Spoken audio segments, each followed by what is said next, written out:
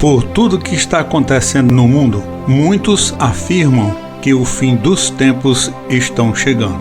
No terceiro capítulo de 2 Timóteo, o apóstolo Paulo alerta sobre a aproximação de tempos perigosos nos últimos dias. O termo perigoso aqui transmite a noção de problemas, dificuldades e situações estressantes. São eventos dramáticos e catastróficos, conforme os descritos nas profecias bíblicas, como os 4 cavaleiros do Apocalipse e as 2 bestas que virão. Nações em conflito, distúrbios celestes, como o sol escurece e a terra estilhaça os impactos após o soar de 7 trombetas, anunciando o seu próprio desastre. Essas imagens dominam a imaginação popular em relação ao fim dos tempos. Apesar de tudo isso, estão acontecendo mudanças sutis que também estão profetizadas que acontecerão. Estas alterações podem não ser tão visualmente dramáticas ou avassaladoras como os eventos cataclísmicos associados à profecia do fim dos tempos. No entanto, estas mudanças são muito significativas, alterando a própria estrutura da sociedade e cumprindo a profecia de tempos perigosos. Apesar da sua natureza menos visível, estas mudanças são profundas, remodelando gradualmente o nosso mundo de forma que são tão impactantes como os sinais mais reconhecidos dos últimos dias. Nos seus escritos, o apóstolo Paulo não se concentra nas calamidades externas que podem afligir a humanidade, tais como guerras, fomes ou pestes, mas falou no caráter e no comportamento das pessoas, destacando um período marcado pelas provações físicas que desafiam o corpo, uma profunda crise moral e espiritual. Ele aponta para a degeneração em maldade e depravação generalizada, traçando paralelos com episódios históricos de fracasso moral significativo, como a pecaminosidade observada em Sodoma e Gomorra, a corrupção generalizada do tempo de Noé e a rebelião em Babilônia. Essas referências servem para ilustrar a profundidade da maldade humana que define os últimos dias. Paulo sugere que este ápice do pecado e da decadência moral que se assemelha aos piores momentos da história bíblica. Esta é a era em que ele se refere como os últimos dias ou tempos perigosos. Uma época tão definida pelas aflições externas que se abatem sobre a humanidade, mas por uma profunda crise interna de caráter e moralidade. Este declínio moral e espiritual que caracteriza a natureza perigosa dos tempos que vivemos e testemunhamos hoje.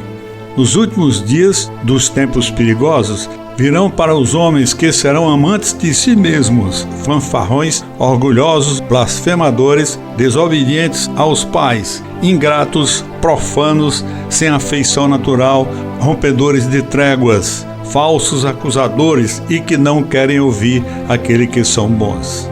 Pessoas amantes dos prazeres, sem piedade nenhuma, se afastam e até negam a Deus.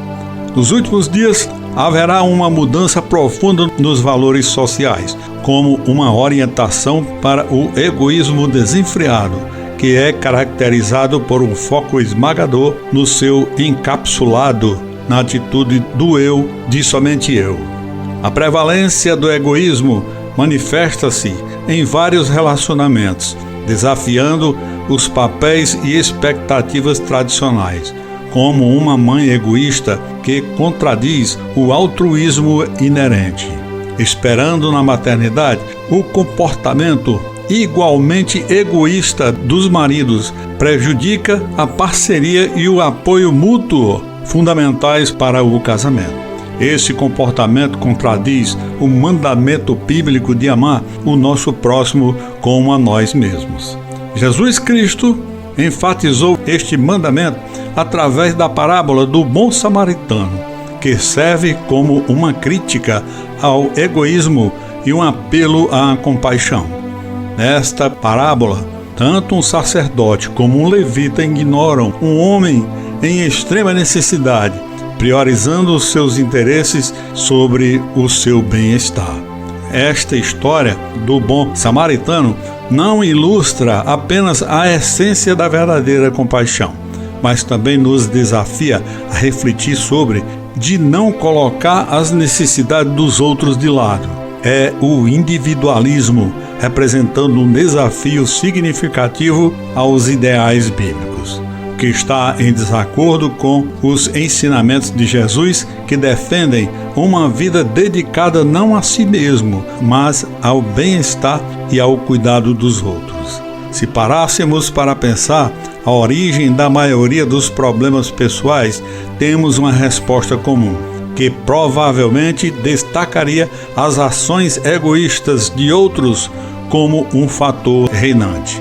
O egoísmo está inserido em muitos dos nossos pecados e problemas. A tentação que levou Eva a se perder no jardim do Éden estava enraizada no desejo de se elevar, refletindo a natureza fundamental do egoísmo.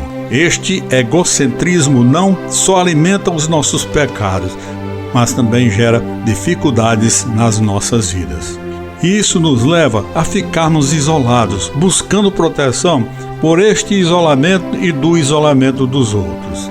No entanto, existe um caminho para superar este egoísmo generalizado, lembrando-nos continuamente da vida futura e eterna. Reconhecer que o nosso destino final é o céu, onde estaremos na presença do Senhor e entraremos pelos portões da cidade celestial. Somente isso pode mudar o nosso foco de atitudes egoístas para um modo de vida sem esperar alguma coisa de volta.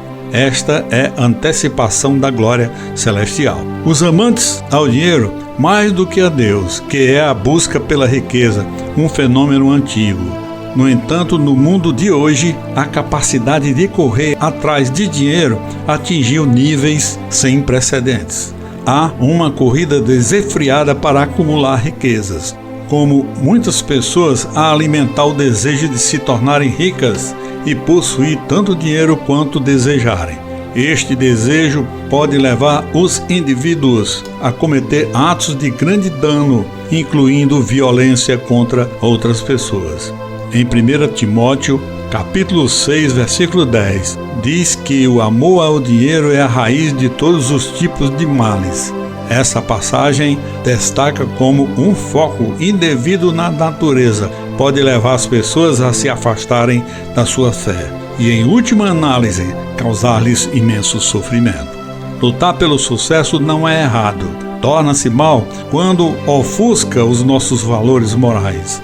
Deus nos encoraja a encontrar satisfação no que temos, lembrando-nos de sua presença constante, porque Ele promete nunca nos deixar e nem nos abandonar.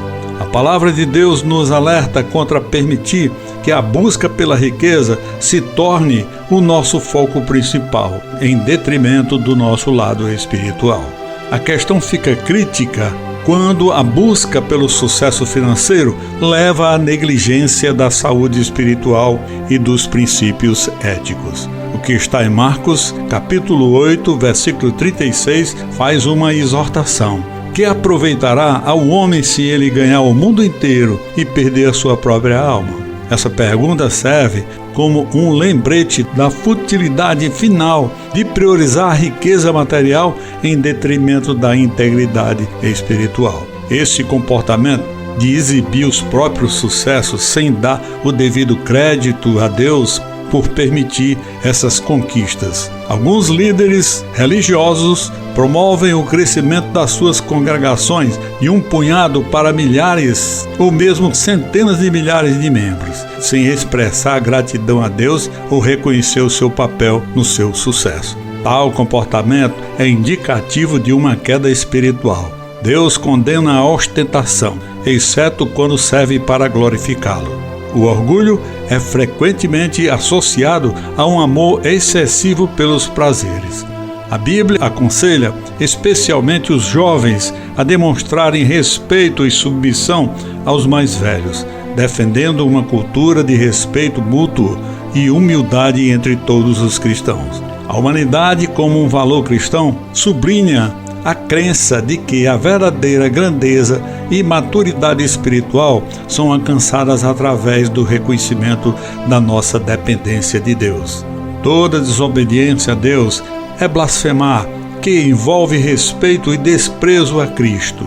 Este comportamento é frequentemente observado entre incrédulos que ridicularizam ou fazem comentários depreciativos sobre a fé. Ações ou discursos que desrespeitam ou demonstrem irreverência para com Deus é assunto sagrado, e assuntos sagrados são considerados blasfemos.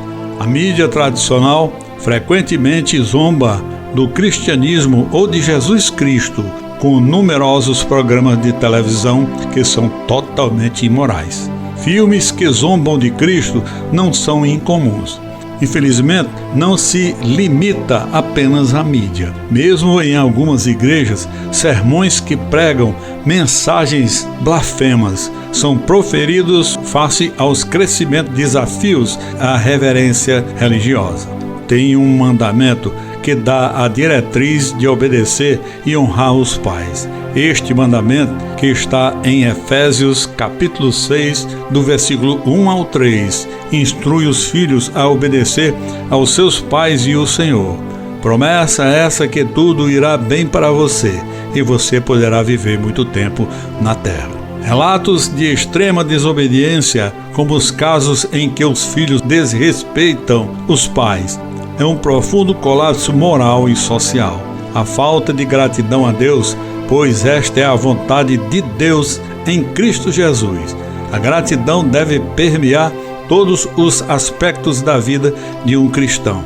Na história dos 10 leprosos, apenas um regressou para expressar gratidão a Jesus pela sua cura. Um gesto que Jesus elogiou pelo seu reconhecimento da graça de Deus. A atitude dos outros ingratos revela uma falta de consciência ou apreciação pelas bênçãos recebidas, demonstrando um afastamento do apelo bíblico à gratidão. Um espírito se alinha com os desejos de Deus para nós. A santidade e a pureza moral inerentes a Deus estabelecem um padrão que não tolera o mal. Para manter um relacionamento com Ele, é imprescindível que também lutemos pela santidade. Infelizmente, para os últimos dias, as Escrituras alertam que o valor atribuído à santidade na vida cristã diminuirá. A Bíblia chama aos crentes para uma vida de obediência, exortando-os a não reverterem a comportamentos passados motivados pela ignorância, mas a imitarem a santidade de Deus em todos os aspectos. Esta diretriz, seja santo, pois eu sou santo, é um lembrete poderoso na elevada vocação para a qual os cristãos estão sendo convocados. Amém, irmãos, e fiquem com Deus.